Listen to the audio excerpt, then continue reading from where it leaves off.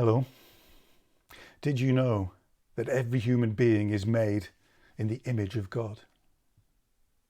Did you know that human beings are so important that God chose to become a human being? And did you know that Jesus, God in human form, died and rose for every human being? And did you know that heaven and the new earth, is going to include all kinds of folk from every tribe, language, people and nation? I ask you those 4 questions because when we're faced with evil and injustice, such as the murder of George Floyd in Minneapolis last month, we need to know the foundations on which we have to stand to be part of the solution to that problem of injustice and so many others like it. So I want now just to set out those 4 foundational reasons why racism just doesn't make sense and is evil and wrong. I want to give some resources which will help us to learn more and fight better in our following of Jesus. And I want to make sure that everyone in our church knows that we are loved and we are called to love God and love each other too. Let's begin just with a closer look at those 4 reasons. First, everyone is made in the image of God. That's right at the beginning of the Bible. The very first chapter makes clear just how valuable human beings really are. Genesis chapter 1 talks about God's creation of the universe, of the earth. And then in verse 26, God says, let's make man, let's make human beings in our image, after our likeness. So it goes on. God created human beings in his own image. Male and female, he created them. And God blessed them. He said to them, be fruitful and multiply. Fill the earth, subdue it. Have dominion over it all. Every human being is made in the image of the powerful God, the creator God that made us to be creators just as he is. Every human being is valuable for that very reason. We're made to be like God. Bad things start to happen whenever we lose sight of the innate worth of every human being. You can see it all around even now. In Nazi Germany, it was Jewish people who were deemed subhuman, less than human, and 6 million of them died. In Stalin's Russia, it was the same. If you didn't fit in, you were thrown away. Millions died there too. It happens in so many times, so many places in human history. Evil in so many forms starts when we forget that everyone is valuable because everyone is made in the image of God. The second thing is that humans are valuable, or we can ask how valuable humans must be if God himself is prepared to become a human being. If God chooses humanity in eternity, if God chooses, as he did, to become a man, to become Jesus, now and forever, what does that tell us about the worth of humanity, about the worth of a human being, the significance of a human being? There's so much to do at Christmas, we often forget that simple, profound, amazing truth. John chapter 1 says it. The Word became flesh and dwelt among us. We have seen his glory. Glory as the only Son from the Father, full of grace and truth. God, the Word, the dynamic power and love of God in action, became a human being just like us and moved in, basically, to our neighborhood. That's what the Bible says. If ever we're tempted to forget the worth of another human being, if ever we're tempted to forget our own worth as human beings, let's remember that God himself thought becoming a human being was one of the most important things he could possibly do, and he's done it. Jesus, God in human form, is human and God forever. The third thing to say is that this Jesus, our God in human form, he died and rose for everyone. Think of everybody's favourite Bible verse, John chapter 3, verse 16. God so loved the world, I'm sure you can say it, that he gave his only son, that whoever believes in him shouldn't perish but have eternal life. God didn't send his son into the world to condemn the world. He sent his son into the world that through him the world might be saved, rescued. That's a theme of Jesus' life and work and ministry. It's in the New Testament, it's in the Bible. Another example, 2 Corinthians chapter 5, verse 15.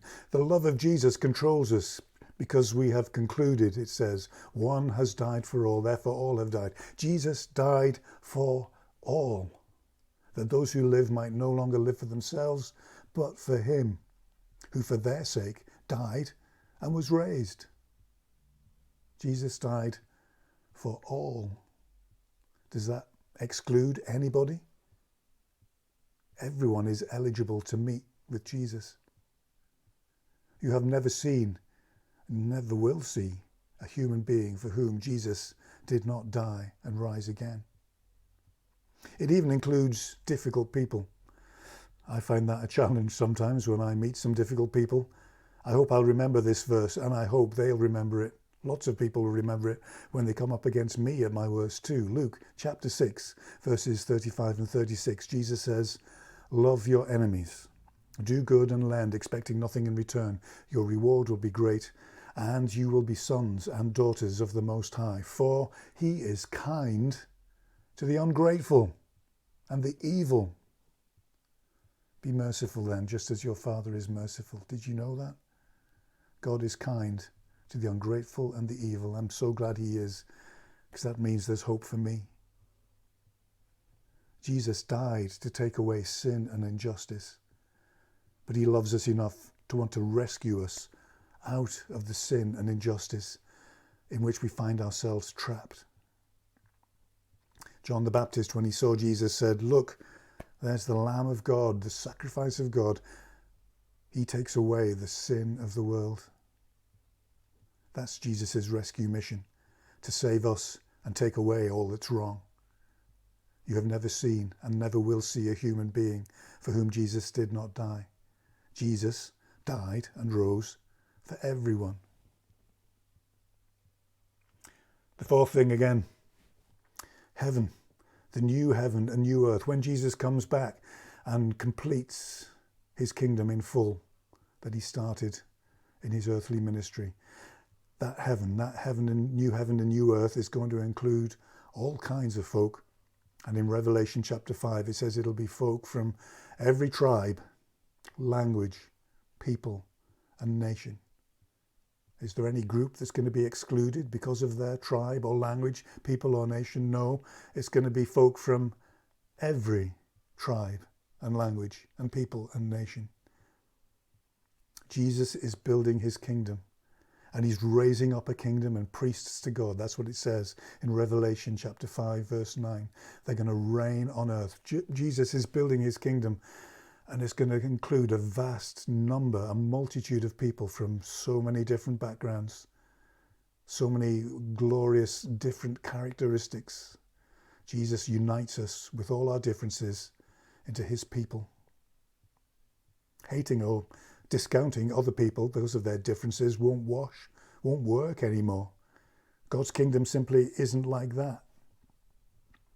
We'll all be a kingdom and priests to God, rescued by him, ready to serve him in his glorious creation, his wonderful, diverse kingdom. Every human being is made in the image of God. Human worth is revealed in that God himself became a human being. Jesus, God made human, died and rose for everyone. And heaven, the kingdom in its fullness, is going to include folk from every tribe, language, people and nation. These are four foundational reasons, four unshakable truths from God, and four truths which Jesus lives out and shows us fully and supremely. And the four truths which mean we can say without hesitation, without doubt, without fear of contradiction, that black lives matter. They always did matter. They always do matter. They always will matter. Our foundations in Jesus leave us in no doubt about that, and in no doubt about so many other injustices in our world too. So, what can we do about racism and injustice? What can the church do? What can our own church, St. Peter's, Walsall, do? There are so many answers. I certainly don't have them all. I'm hoping you will have some answers too.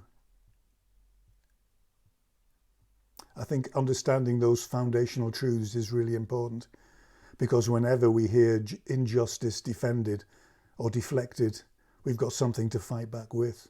God's truth, God's lived out, revealed truth. And with those truths, we can become sure of the God that we serve, and clear about the love and justice that we need to receive and which we need to give as well. Whatever other people in the world around us say, without a knowledge of the God who is love, we can stand on those foundational truths and more besides. We need to take them to heart, know them and understand them for ourselves and for everyone else that we'll ever meet, everyone else in God's good world. I really love that St. Peter's is full of lots of different people from different backgrounds. We haven't got every tribe and language and people and nation represented, I know, but we've got lots of different ones represented.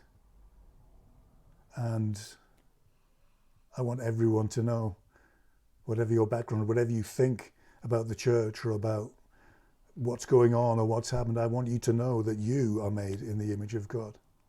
That Jesus became a human being like you, and that Jesus died and rose for you and for the whole world, to take away our sin, my sin, your sin, and the sin of the whole world, to make it good again.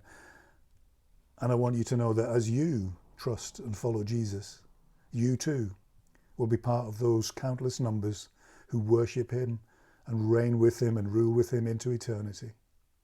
You're involved, you're included, you're invited, you're part of things.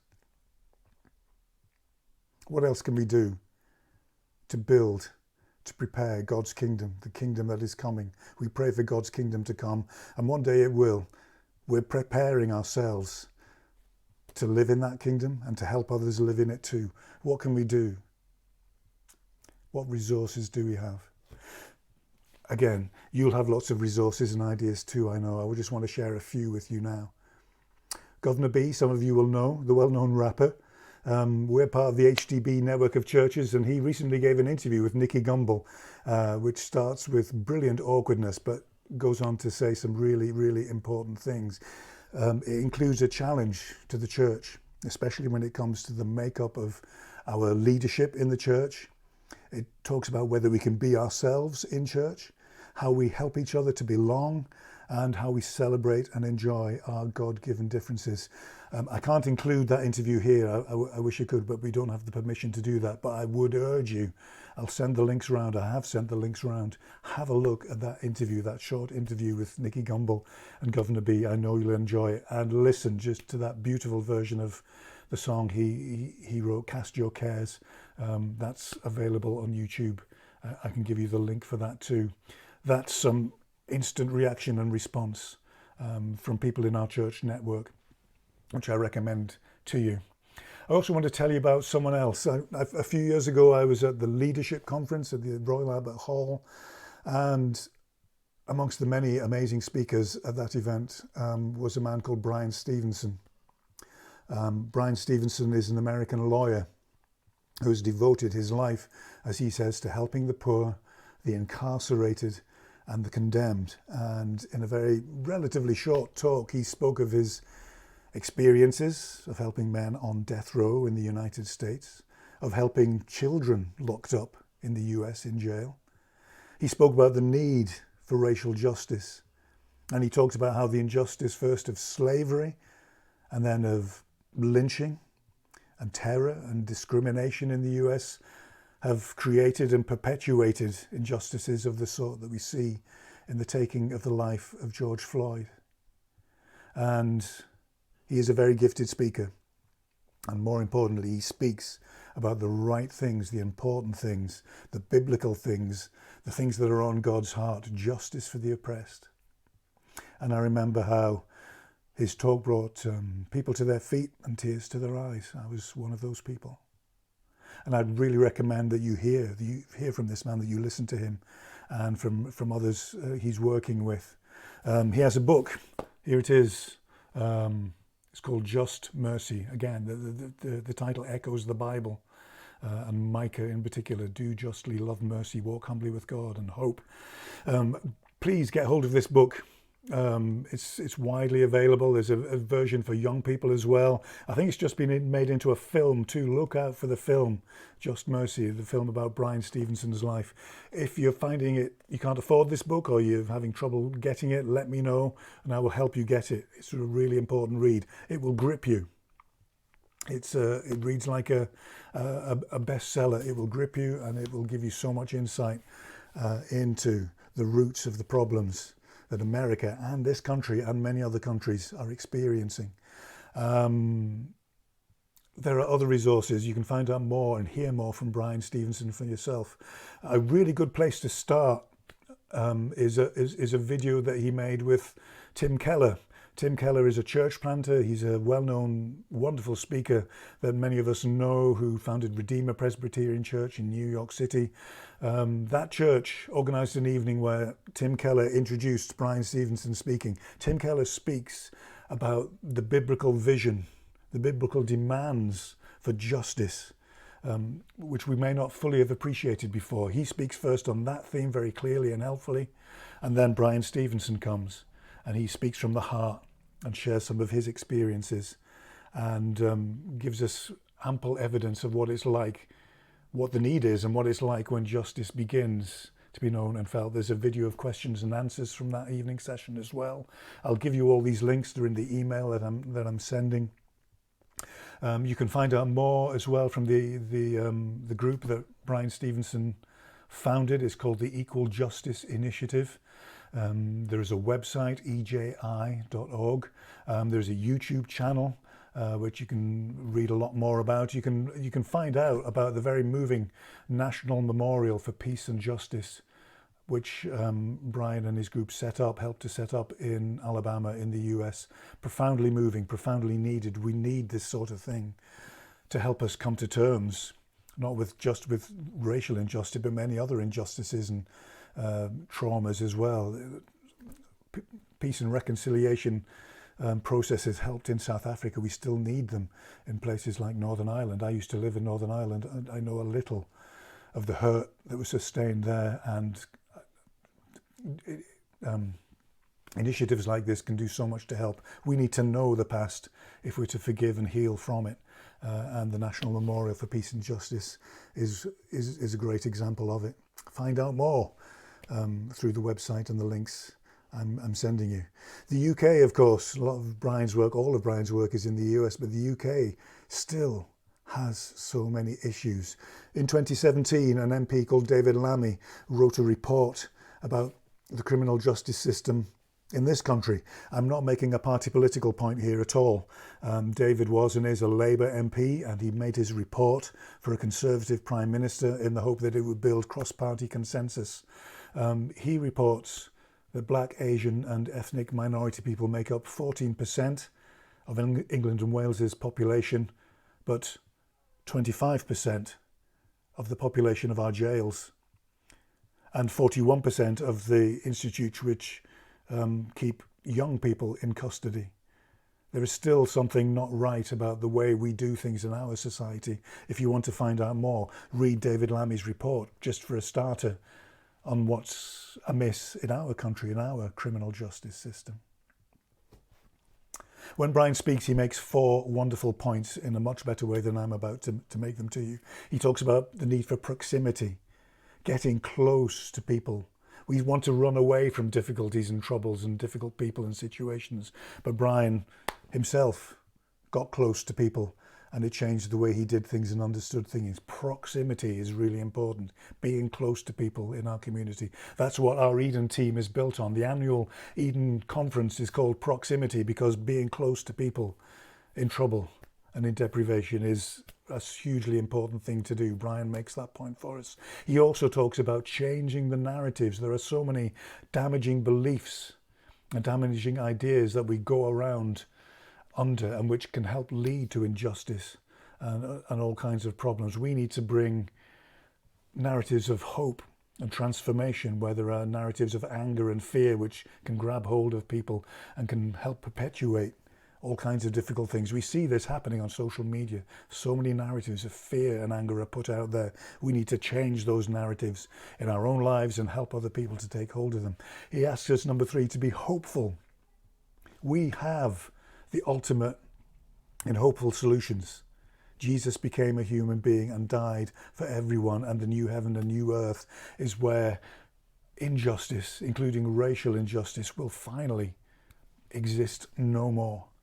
We have the solution. We know the outcome. So no matter what difficulties we face in this life, on this earth, when dealing with justice issues and everything life throws at us, we know that the end is going to be good because we have a good God who's already demonstrated it all to us. And the 4th thing Brian says, and it's a good point, is that we have to be willing to do uncomfortable things.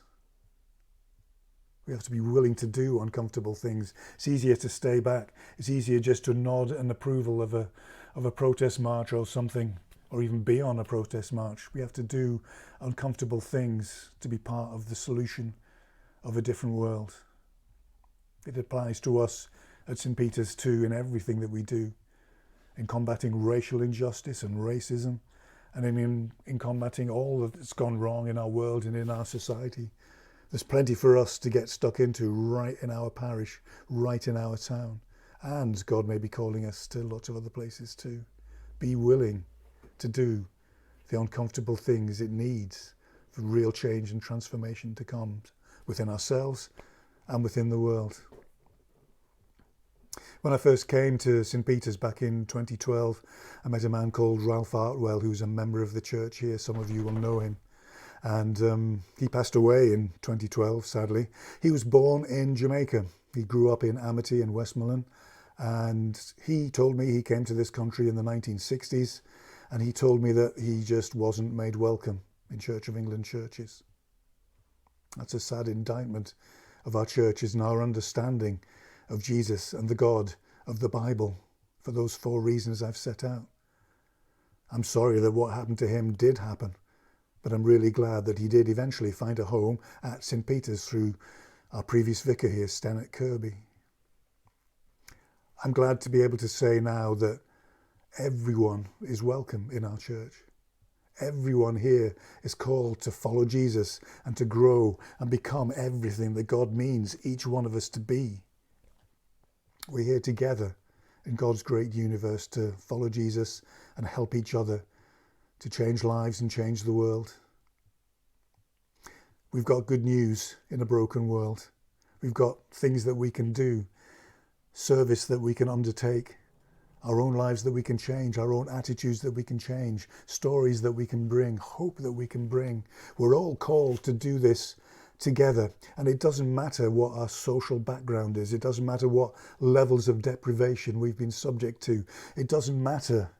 In fact, it's a glorious advantage that we come from different cultures and different backgrounds, even different skin colours. It's all one in God's great kingdom. It all adds to the richness of what is going on. And I need to say to everybody that everybody is called to make a difference here at St. Peter's. We're all called to receive his love and transformation, and we're all called to share that love and transformation in our world. We're all called to lead in various different ways. I want to see the leadership, not just of St. Peter's, but of the Church of England and the wider church, populated with people from every background that we have. There are different ways to serve, lots of different ways we can do things. There are some fairly boring things to do, but important things like be on the PCC, like preaching and teaching, which begins to get more interesting, things that we can do in our community, and in our neighbourhood, things that we can do with our lives. Where do we choose to serve? Where do we go with the talents and gifts God has given us? Where do we choose to live out our professional lives as well as our home and family lives? We can make choices which make all the difference to our world as we live out our following of Jesus. And that even especially includes ordained ministry. Ordained ministry isn't the be-all and end-all of church life, but it is an important part of what we do. I want you to know that everyone in our church, no matter what our background, no matter what our past, is eligible to think about ordained ministry in our church. One former vicar of mine said that every Christian, every follower of Jesus should at least once in their lives think about whether they're called to ordained ministry. You need to know that because of those 4 foundational reasons and more besides, that it may well be that you could be called to ordained ministry or to many other kinds of ministry and service in our church, in the Church of England, and many other places besides. As part of the HDB network, we have access to something that the HDB network and the Church Revitalisation Trust have started up called the Peter Stream. Our very own St. Peter was a man of a modest, what we would call a modest background in some ways. He was a fisherman, he was a working man, but yet Jesus called him to be his right-hand man, his number one guy, and he invested time in him and raised him up. Peter didn't fit into the religious and cultural elites of his day, but Jesus called him first and foremost. There are many like St. Peter's in our church of St. Peter's. And I want to just say, you are called, you are chosen too for whatever God has for you. That may include ordained ministry. The Peter Stream is to get alongside people who think they don't fit. Maybe it's social reasons, educational reasons, maybe it's reasons of race and difference. They are as nothing. What counts is faithfulness to God, a willingness to follow him where he leads, and a willingness to step up. There is support for you if that's your calling, and support for you in many other ways too. Please, as you remember tonight, those 4 reasons why every human being is significant, and those 4 reasons why racism is just a nonsense and an evil that we have to work together to eradicate. Please remember that you are called to receive God's radical love and to be part of God's radical loving solution for the world. You can make a difference. Please have a look at this video that follows and explore all the resources, and let's talk about these things together. I want to hear from you. Email me, gavin@stpeterswalsall.org, and talk to your friends, talk to your family, talk to people outside the church too, and let's together build a foretaste of that heaven where every tribe, nation and language is represented in full. Thank you for listening. Thank you for being part of St. Peter's Church. Thank you for being part of God's solution in Jesus. God bless you, and I hope to hear from you soon. Bye for now.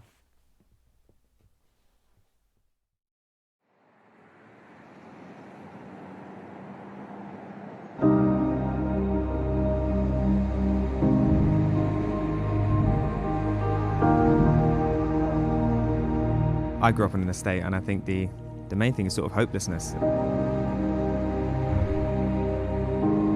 Hopelessness that there's not much more to life than just the estate.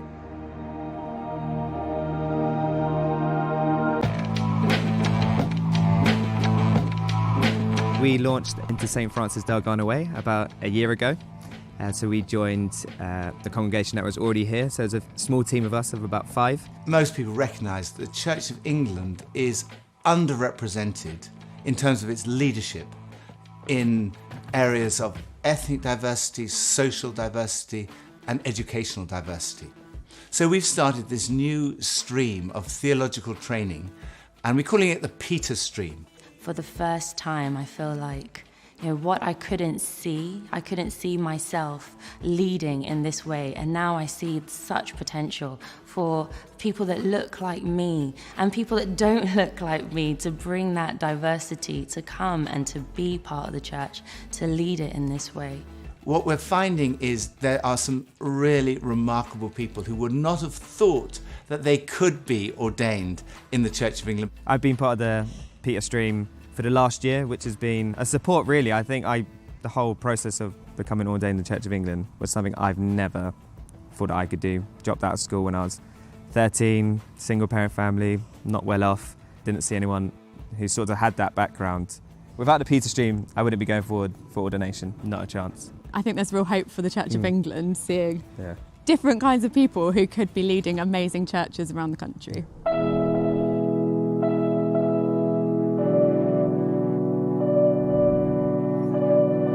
I didn't know anybody when I moved to Bristol. The challenges that you face moving away from home, because uni is so demanding, at least somebody will suffer with mental health. We opened less than a year ago, but in that time we've seen so many students coming through the doors. Students who live in these isolated blocks just around the corner from here, they don't know anyone, and they're looking for not just a degree and a career, but friendship, community, a space where they can be themselves and feel safe. That's what students are searching for. They're searching for belonging, they're searching to be known and to be loved. So yeah, I definitely feel that at St. Nicholas.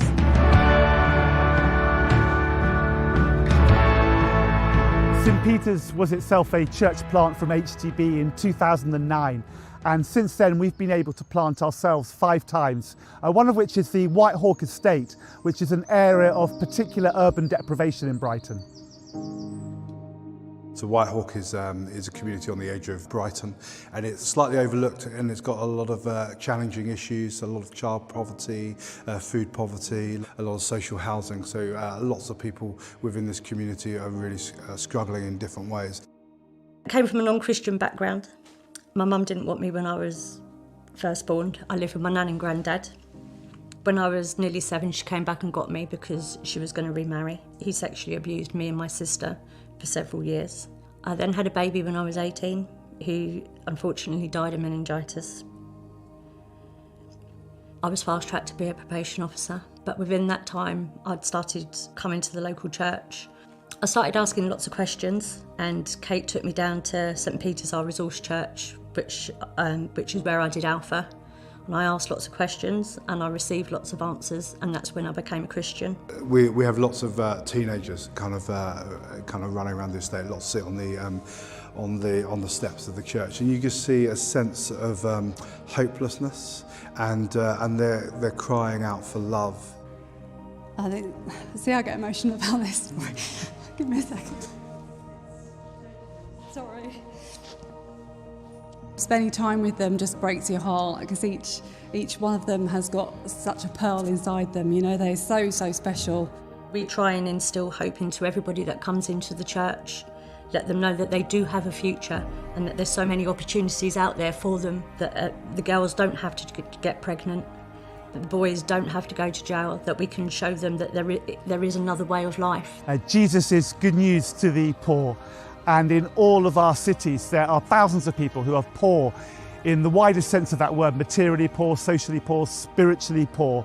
And if the churches that are being planted as resource churches right across the cities in this country could see all the need around them, whether it's through urban estates or youth unemployment or food poverty or people who are struggling in drug or alcohol addiction, and somehow be the answers with Jesus to those problems, then I believe that we would see the evangelization of the nation and the revitalization of the church and the transformation of society. If every estate had a church that helped their community, it would make a difference to so many lives, from children to adults to the elderly to people with disabilities. Just to let them know that God loves them and that they are loved would just make such a huge difference.